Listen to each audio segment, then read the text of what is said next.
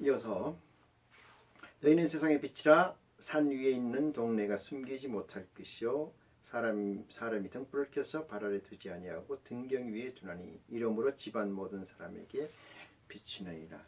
이같이 너희 빛을 사람 앞에 비치게 하여 저희로 너희 착한 행실을 보고 하늘에 계신 너희 아버지께 영광을 돌리게 하라 그랬어요. 너희는 소금이고 어디에? 세상에. 어디에? 사람 가운데. 음식에서 소금을 빼면은 음식의 맛이 안 나죠. 다시 말해서 천지 창조한 아버지 이 세계에서 소금이 빠진다면은 의미가 없다 이 말씀이죠. 의미가 없다. 그래서 너희는 너희 빛을 사람 앞에 세워서 나타나게 해서 너희의 착한 행실을 보고 그랬습니다. 너희의 착한 행실을 보고. 대단히 중요한 말씀입니다. 너희의 착한 행실을 보고 하늘에 계신 너희 아버지께 영광을 돌리게 하라 이랬어요. 자, 말씀을 다시 잘 보면은 이같이 너희 빛을 사람 앞에 비치게 하여 저희로 했어요. 너희라는 게 있고 저희라는 게 있습니다. 하나님이 여기 계시고 너희가 여기 있고 저희가 저기 있어요. 너희는 세상의 빛이고 너희는 세상의 소금이라. 그래서 너희의 착한 행실을 저들에게 보임으로 말미암아 저들로 하여금 아버지께 하늘에 계신 네 아버지께 뭐하게 하라? 영광을 돌리게 하라. 분명히 뭐가 있어요? 너희하고 저희가 있어요. 너희하고 저희가 있습니다.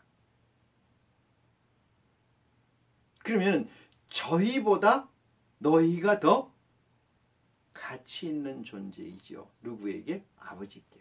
맞습니까? 아버지께 더 가치 있는 존재가 저희가 아니고 너희라는 거죠. 너희의 증거는 빛이고 너희의 증거는 소금이어야 된다. 어디에? 이 세상에서. 그럼 너희가 어떤 존재가 너희가 되느냐 이 문제를 가지고 마태복음 5장 1절로 다시 시작을 합니다. 마태복음 5장 1절. 마태복음 5장 1절은 예수 그리스도께서 세례 요한에게 세례를 받으시고 하나님의 아들의 영이 예수께 임재하는 것을 보고 이는 내 사랑하는 아들이라 이렇게 말씀하시고 나와서 성령에 이끌려 마귀에게 시험을 받아서 광야에게 40일 동안 굶주리고 시험을 받는 세 가지 시험을 받죠. 돌로 뜯대기 해라, 뛰어내리라, 내게 경배하라, 그러면 이 모든 것을 줄 것이다 라는 질문에서 예수 그리스도는 퍼펙트하게 통과를 하고 지금 이 자리에 서신 겁니다. 이 자리. 어떻게 서셨느냐? 그것을 지금 설명하는데 마태복음 5장은 누구에 관해 설명한 거냐? 누구에 관해서 지금 설명하려고 하는 것은 누구에 관해서 설명한 것이냐면은 저희가 아니고 너희에 관해서 설명. 저희가 아니고 너희는 누구예요? 소금이 되는 자고 빛이 되는 자. 빛의 근원은 아버지십니다. 아들이 되는 자에 관한 설명이에요. 저희가 아닙니다. 시티즌이 아닙니다. 백성이 아닙니다. 천국 백성이 아니고 아들에 관해서 설명하는 거다. 그들은 빛이고 소금이다. 그러므로 너희 착한 행실을 보고 저들로 아버지께 경배케 하고 영광 돌리게 하라. 이 말씀입니다. 그러면은 저희는 누굴까요? 너희는 누굴까에 관해서 너희는 어떤 존재자인가에 관해서 설명을 하십니다. 하나님의 나라가 있다고 쳐요. 그 안에 누가 중요할까요? 아버지가 중요하시죠. 그죠? 아버지 다음에 누가 중요할까요? 아들이 중요하죠. 아들 다음에 누가 중요할까요? 백성이 중요합니다. 예수 그리스도께서는 시험을 통과하시고 첫 번째로 하시는 말씀이 마태복음 5장 1절입니다. 조금 전에 말씀드렸던 것이 모든 악한 것과 병을 고치는 것들은 모든 악한 것과 병을 고친 그 사람들, 그 존재자들 가운데 누가 있어요? 아들이 있고 뭐가 있어요? 시티즌이 있고 백성이 있어요. 누구를 고치겠습니까? 우선해서 아들을 고치겠죠. 아들 되는 자를 고치겠죠. 예수님은 이렇게 얘기하십니다. 마태복음 5장 1절. 예수께서 무리를 보시고 있습니다. 예수께서 무리를 많은 존재를 보시고 산에 올라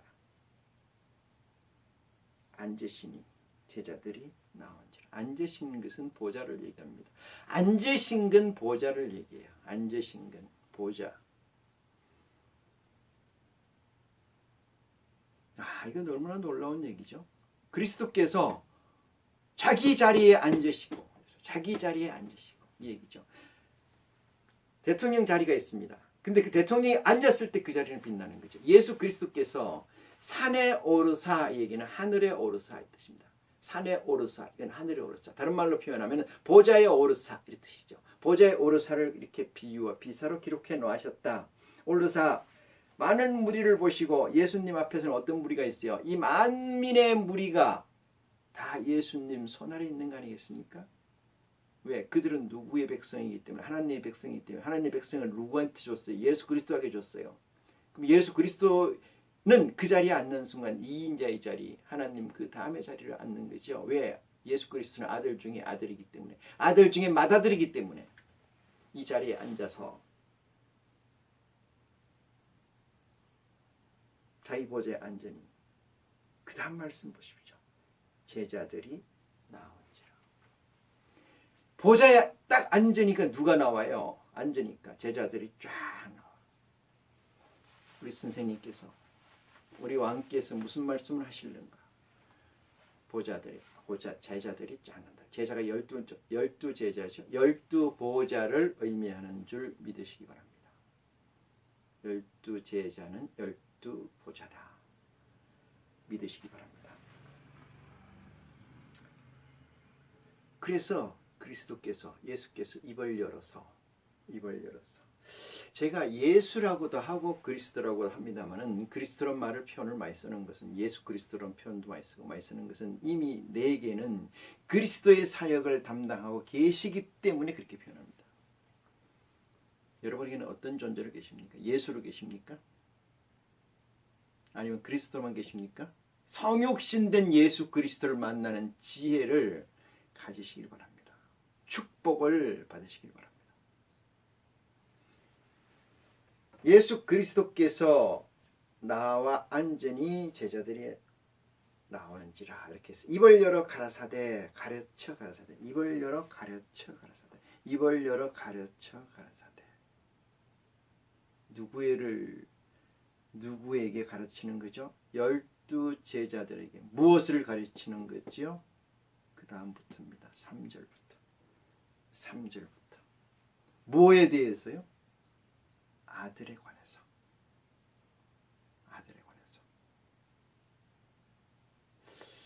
놀랍지 않습니까?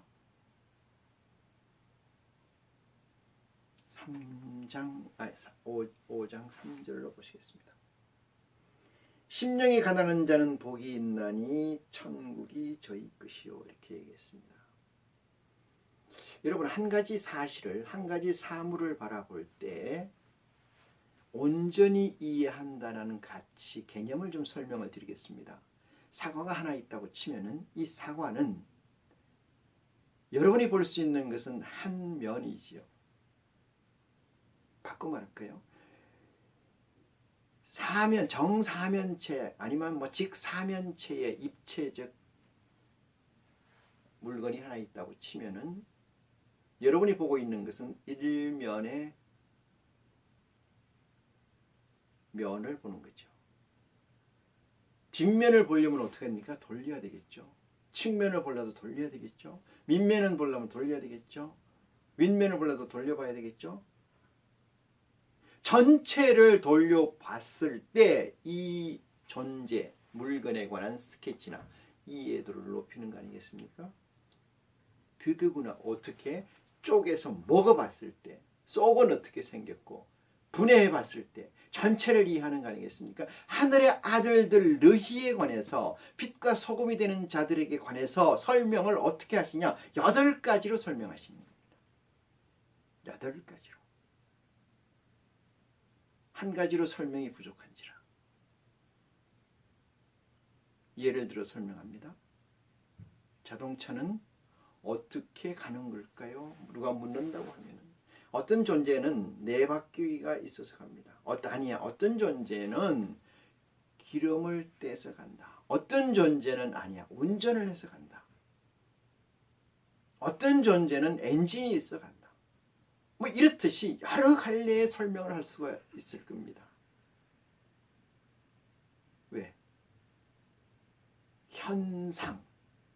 예수라는 존재, 현상학적 존재에 누가 하나님의 아들의 영이 입신한 것이 아니라면은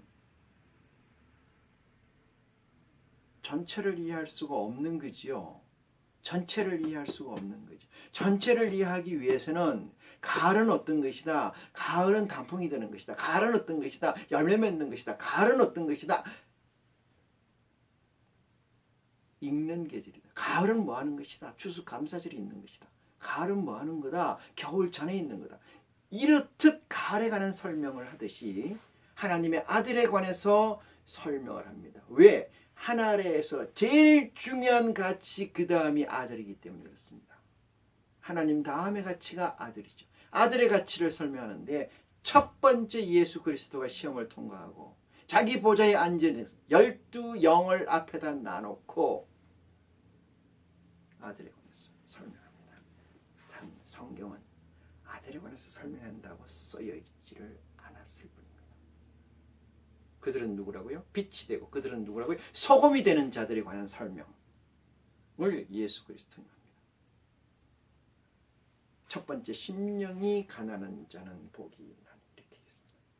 심령이 가난한 자. 심령은 무엇이겠어요? 마음에 있는 것이죠. 마음에 있는 것. 심령은 마음에 있는 것. 네 마음에 뭐가 있냐? 껍데기 관계없습니다. 네 마음에 뭐가 있느냐? 마음에 있는 것이 복잡하냐 단순하냐? 한 가지냐 두 가지냐 다섯 가지냐 열 가지냐? 마음에 있는 것이 세상 것이냐 예수 그리스도냐 하나님이냐 이 문제입니다. 하나님도 계시고 세상 것도 계시고 세상의 보석도 계시고 하늘의 보석도 가지고 싶고 돈도 가지고 싶고 하나님도 가지고 싶고 잘 살고 싶기도 하고 하나님도 가지고 싶고 집도 많이 가지고 싶고 차도 많이 가지고 싶고 먹을 것도 많이 먹고 싶고 많이 가지고 싶고 네 심령에 무엇이 있느냐 이 말입니다. 네 심령에. 그러기도 하나님께서는 예수 그리스도를 통해서 우리에게 이렇게 말씀하십니다. 심령이 가난한 자가 복이 있다. 됐습니까? 누구에게는? 너희의 존재는.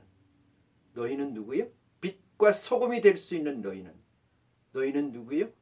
너희 착한 행실을 향하여 많은 사람들로 하여금 하나님께 영광을 돌리게 해야 될 너희에 관해서는 너희는 그 말씀입니다. 이해가 되십니까? 두 가지 이상의 생각을 가지고 있지 마라. 물론 여기서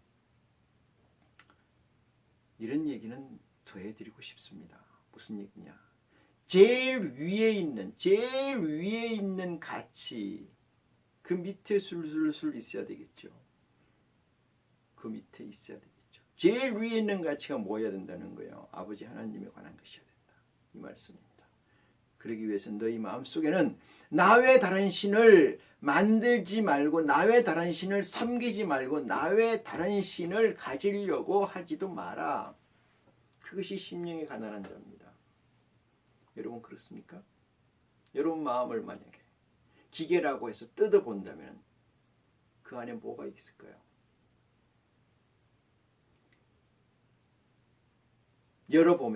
열어볼 수가 있다면 그 안에 뭐가 있을까요? 수천 가지 수백 가지가 있지 않겠습니까? 얻지도 못하고 가지지도 못하고 이루지도 못하는 모든 가치, 솔로몬이 가지려고 했던 모든 것들이 여러분에게 있지 않습니까? 그러면서 여러분들은 그렇게 얘기할 수 있겠나요? 나는 심령이 가난하다고? 그래서 예수 그리스도께서는 이렇게 얘기하십니다. 찾으라, 두드리라, 구하라. 뭘 구하는 게 있어야 구하는 게 아니겠어요? 뭘 찾으려고 하는 게 있어야 찾을 거 아닙니까? 뭘 열려고 하는 게 있어야 두드릴 거 아니겠습니까? 무엇을 찾느냐? 영원한 생명의 비밀에 관한 거죠. 아버지의 보화를 찾는 거 아니겠습니까? 왜? 이 세상 끝은 전도자가 이렇게 얘기했습니다. 헛되고 헛되다. 그들이 다 살아봤어요. 솔로몬의 영광이 좋았습니까? 얼마나 좋았습니까? 솔로몬 같은 영광을, 이 세상적인 영광을 누린 자가 있었던가요? 그렇지만 다 헛되고 헛된 거 아니겠습니까? 두 번째 얘기합니다. 두 번째. 애통해 하는 자. 애통해 하는 자. 애통해 하는 자.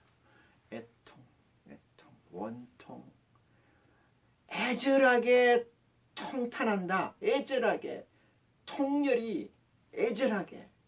뭐를 가지고? 하나님의 이 복음을 가지고, 하나님의 그 가치를 가지고, 하나님의 섭리를 가지고, 하나님의 뜻을 가지고, 하나님의 사역을 가지고 내가 애통하는 마음이 있느냐, 그 말이에요.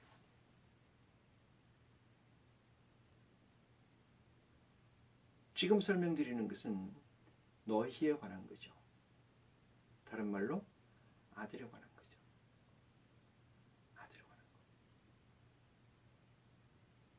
애통해 하는 자는 복이 있나니 위로를 받을 것이요. 이렇게 했습니다. 위로. 누가 위로해 주시는 거죠? 아버지께서. 염려치 마라. 내가 네 마음을 안다.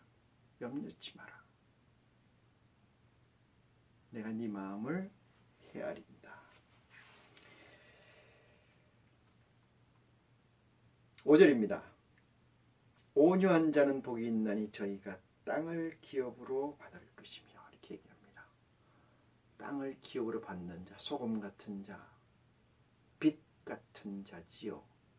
그들에겐 땅을 기업으로 받는다. 온유한 전제가 필요로 한 거예요. 온유한 전제에서 부드럽고 따뜻한 걸 얘기합니다. 부드럽고 따뜻한 거. 어디에서 부드럽고 따뜻한 거죠? 하나님 안에서. 맨날 울부짖는 거죠. 울부짖죠. 하나님이 멀리 있으면, 아버지가 멀리 있으면 큰 소리로 얘기해야 되겠죠. 아버지가 내 말을 들어주지 않는다고 화가 났을 때는 내가 말해도 안 되니까 어떻게 해요? 울부짖는 거 아니겠습니까?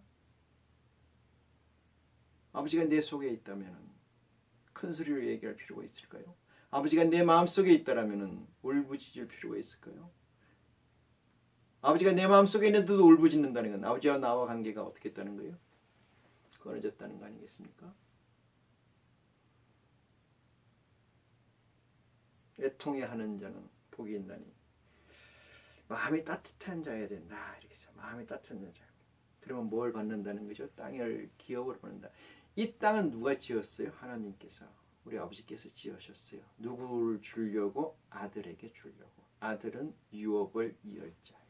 땅을 기업으로 준다는 것은 하나님의 아들이 된다는 얘기 아니겠습니까? 그래서 소금이 되는 자, 빛이 되는 자는 곧 아들에 관한 설명이다. 이렇게 말씀드릴 수가 있습니다. 의에 줄이고 목마른 자는 복이 있나니 저희가 배부를 것이요. 이렇게 얘기했습니다. 의에 줄이고 목마른 자.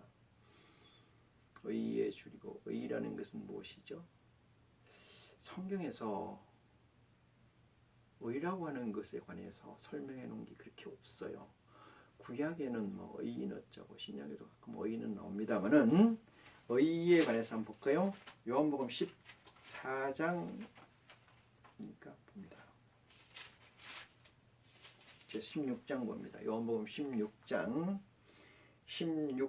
봅니다. 16장 8절 봅니다. 그가 와서 죄에 대해서, 의에 대해서, 심판에 대해서 세상을 책망하니라. 그는 진리의 성령을 일컫습니다. 그가 와서 세상을 책망하는데 뭐에 대해서?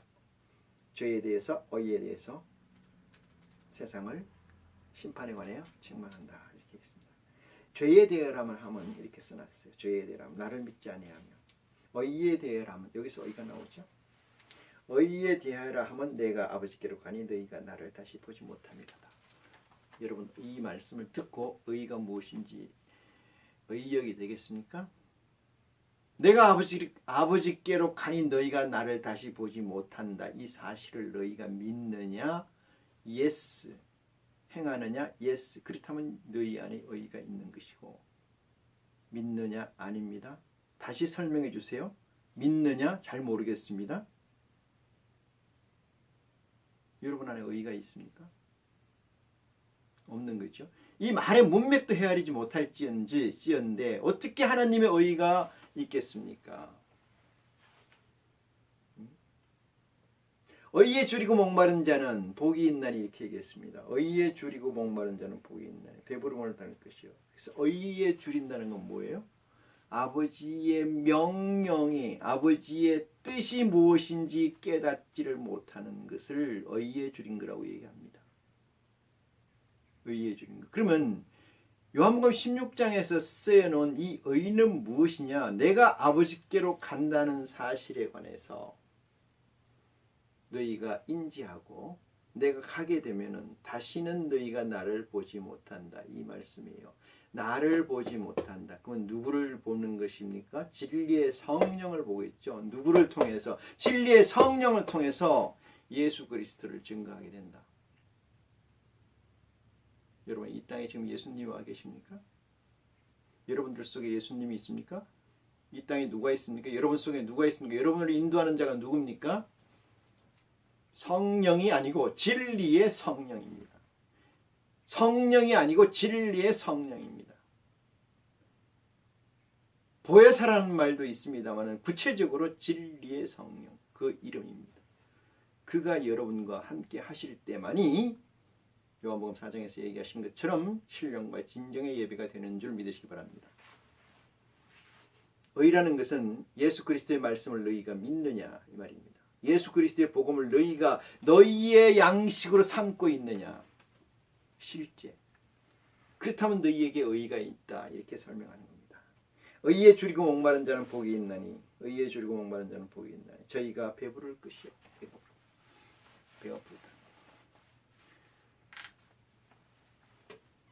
차고 넘친다. 7절입니다. 긍휼히 여기는 자는 복이 있나니 저희가 긍휼히 여김을 받을 것이요. 긍휼히 여김을 받는다. 긍휼히 여김을 받는 자는 누구예요? 하나님이죠. 긍휼히 여김을 받는 지극히 긍휼한 자 하나님이십니다. 긍휼히 여김을 받는 자 그는 하나님의 아들 된 자입니다. 고로 아버지의 씨는 자식에게 옮겨가는 거죠. DNA는 아버지의 DNA는 그 아들에게 옮겨가는 거죠. 만약에 여러분들 마음속에 긍휼히 여기는 마음이 없다라면 여러분은 한번 의심해 보시기 바랍니다. 과연 내 속에 하나님의 DNA가 있는지, 하나님의 DNA를 내가 심으려고 노력하는 건지, 이식하려고 하는 건지, 예수 그리스도의 복음을 통해서 하나님의 DNA가 나는 내 전체를 지배하게끔 한다고 지금 하고 있는지, 가지고나 있는지, 의도나 있는지 이런 것에 관해서 여러분들이 스스로 고백하시기 바랍니다. 8절입니다. 마음이 청결한 자는 복이 있나니. 마음이 청결한 자는 복이 있나니. 이 마음이 청결한 자는 어디서 출발하냐 하면은 3절에서 다시 출발하는 겁니다. 심령이 가난한 것이 지켜지는 것을 마음이 청결하다고 하는 거죠. 심령이 가난한 상태를 지켜졌을 때 마음이 청결한 것이 됩니다. 마음이 청결한 자는 복이 있나니. 그 다음 얘기가 무엇입니까? 하나님을 본다는 거 아니겠습니까? 하나님을 만난다는 거 아니겠습니까? 하나님을 본다는 것은 뭐예요? 하나님을 본다는 건데 자식을 봤다 이러면 뭐예요? 자식 얼굴을 봤다는 걸 얘기하는 거 하진 않습니다. 그죠? 하나님을 본다는 것은 하나님의 패밀리가 된다. 뭐 하면은 심령이 가난해서 그것을 유지 지속시키면은 심령이 청결함이 되고 심령이 청결함이 되는 것은 뭐예요? 하나님의 얼굴을 볼 것이요.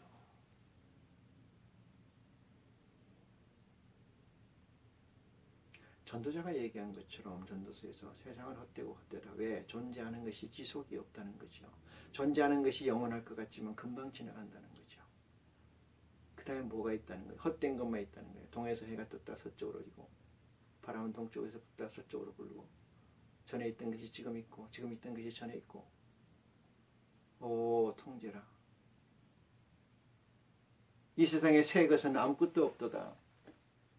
이렇게 고백하는 거 아니겠습니까? 이 쇠사슬에서 뚫릴 수 없는, 이 해결할 수 없는 엄청난 벽 앞에 하나님께서는 예수 그리스도 아들의 영을 우리에게 주심으로 말미암아 그 길을 뚫어주셨다. 열어주셨다. 누구를 통해서? 진리의 성령을 통해서. 여러분, 진리의 성령은 기도 가운데 임하는 영입니다. 제게 진리의 성령이 있는 게 아니고, 여러분이 기도해서 진리의 성령을 받게 되면은 여러분의 말씀 가운데, 상고하는 가운데 하나님의 말씀이 열린다. 이렇게 얘기를 드릴 수가 있습니다. 청결케 하는 자는, 마음이 청결한 자는 복이 있나니 저희가 하나님의 것이요. 9절입니다. 합평케 하는 자는 복이 있나니 저희가 하나님의 아들이라. 그런 페이스메이커라고 흔히 얘기합니다만은, 그 사람이 가서 깨지는 게 있고 그 사람이 가서 화합되는 게 있어요. 그죠? 믿음에서도 보면은 누구는 가면은 사람이 많이 모이고 누구는 가면 사람이 많이 흩어지고, 세상 쪽에서 얘기하는 건 아닙니다만은 믿음 가운데서 얘기입니다. 그리스도의 복음 가운데서 그 사람이 존재하면은 화합이 일어난다. 세상 끝에 반대되는 개념이죠. 어떤 사람이 가면은 그 목사가 오면 사람들이 부흥을 해가지고 교회가 엄청 커진다. 교회도 커지고 사람도 많아진다. 그런 얘기 아닙니다.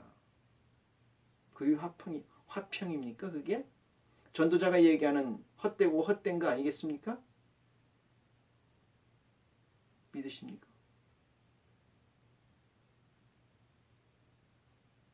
하나님의 말씀 가운데서 얘기하는 거죠. 천국으로 인도하는 문은 좁고 협착하여 그리로 찾는 자가 없느니라. 여러분, 이 말씀과 대형 교회들이 커서 사람들이 엄청나게 몰고 다니는 그 목사들을 생각해 보십시오. 그 말씀과 그 현실과 괴리는 무엇입니까? 여러분, 그 답을 여러분 안에서 내야 될 때가 된 줄로 믿으시기 바랍니다. 화평케 하는 자는 복이 있나니 저희가 하나님의 아들이라 칭함을 얻으리라. 아들이라. 아들. 구체적으로 나오죠? 구체적으로. 하나님의 얼굴을 보는 자는 아들이고요. 하나님의 얼굴을 보는 자는 아들이고, 그 아들은 마음이 청결한 자고, 그 아들은 긍휼이 있는 자고, 그 아들은 의에 줄이고 목마른 자고, 그 아들은 온유한 자고, 그 아들은 심령이 청결한 자 아니겠습니까? 가난한 자 아니겠어요? 마음이 화평케 하는 자. 10절입니다. 의를 위하여 핍박받는 자는 복이 있나니 천국이 저희 것이라 했습니다. 의를 위해서 핍박받는 자. 의가 조금 전에 설명드렸습니다만, 뭘 의라는 걸 알아야 핍박이 있을 거 아니겠습니까? 여러분, 세상에 오는 가난과 세상에 존재하는 생물학적 인간으로서 극복해야 될 사실 때문에 고통받거나 괴로워하거나 힘들어하는 걸 가지고 여러분 혹시 지금 아들에 관해 설명하는 의에 줄이고 목마른 자 또는 의를 위해 핍박받는다고 생각하시진 않습니까? 교회 건축을 하기 위해서, 교회 성도 수를 늘리기 위해서 하는 것이 진정 하나님을 위해서 한다고 생각하십니까? 바울까지는 교회가 필요했습니다. 그걸 성전이라 했습니다. 그렇지만 지금은 아닙니다. 의를 위해서 핍박받는 자라고 했지, 세상의 물질적인 욕심, 욕구를 위해서, 자기 욕구의 욕심을 위해서, 욕망을 위해서 힘들어하는 것을 핍박이라고 생각합니까? 그걸 순결하고 생각합니까? 이런 어느 도단이 어디에 있겠습니까? 그래서 예수님은 8가지로 아들에 관해 설명합니다. 8가지로. 그래도 이해가 안 되는데, 안 된다면서, 안 될 것 같아서 계시록 10장을 봅니다. 요한계시록 14장 보겠습니다. 요한계시록 14장 보겠습니다. 14장.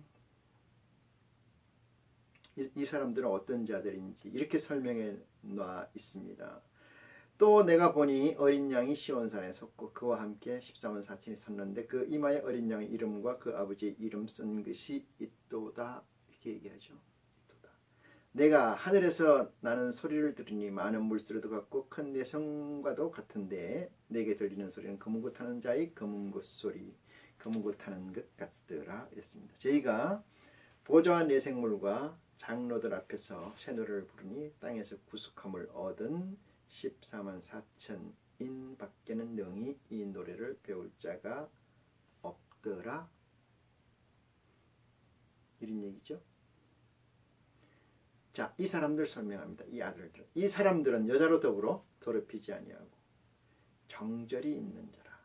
어린 양이 어디로 인도하든지 따라가는 자며 사람 가운데서 구속함을 받아 처음 익은 열매로 하나님과 어린 양에게 속한 자들이니 사람 가운데서 구속함을 받아. 나오죠? 사람 가운데서 구속함을 받아. 처음 익은 열매다. 첫 번째 익은 열매다. 그 입에는 거짓말이 없고 흠이 없는 자들이더라. 이렇게 말씀을 하고 계십니다. 오늘 이 말씀을 통해서 여러분 하늘의 아들은 어떤 조건을 갖춰야 되는 건지에 관해서 설명을 드렸습니다. 여러분들의 믿음에 어떠한 동요가 있습니까? 여러분의 지금까지 가지고 있던 신앙에 어떤 변화가 있는지요? 하나님을 만나려면은 하나님 반열, 하나님 레벨, 하나님 세계로 내가 올라가야 되는 거지 그분을 끌어내려서는 만나지 않습니다. 예수 그리스도께서는 무리를 그러셨지 물에 빠져서 들어가지 않았습니다. 이 세상에서 온갖 세상의 정욕에 빠져서 있으면서 하나님을 만났다라고 하고 하나님에게 내게 복 줬다라고 한다라면 그 하나님이야말로 위선적 하나님이 아니겠는지요. 이 시간 저와 여러분이 골방에서의 기도처럼 나의 고백이 되고 내 신앙의 고백이 되고 그리스도와 하나님께 고백하는 내 자아를 만나셔서 하나님 앞에 한 발짝 더 다가갈 수 있는 축복이 된 시간으로 길이 남았으면 좋겠다 이런 생각을 가지고 이 시간 말씀을 마칩니다. 고맙습니다.